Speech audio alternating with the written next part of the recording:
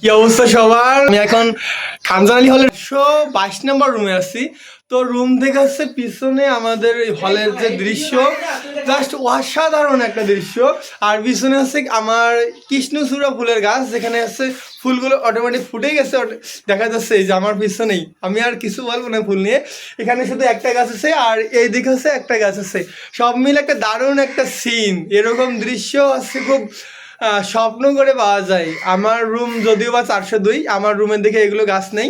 তবে আমার বন্ধু রিপাত, বিপ্লব, পলকের যে রুমে আসছি, ওদের রুমে আসছি, এখান থেকে এই দৃশ্য দেখা যাচ্ছে।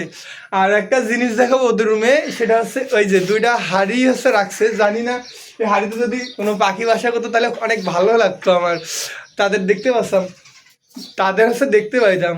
আর কি বলবো, আর এই দৃশ্য নিয়ে কিছু বলার মতো নেই। আর এই হচ্ছে রুম, আমাদের খানজানি হলের 422 নম্বর রুম। সব মিলে একটা দারুণ সুন্দর অভিজ্ঞতা। হল লাইফের এরকম স্মৃতি খুব কম আসে। সো গুড বাই, ভালো থাকবেন সবাই। ঠিক আছে, আমার পুরো হল, যদিও বা রোদ চলে আসছে, সারাদিন বৃষ্টি বৃষ্টি বৃষ্টির শেষ নেই, বৃষ্টির শেষ হচ্ছে না কখনোই।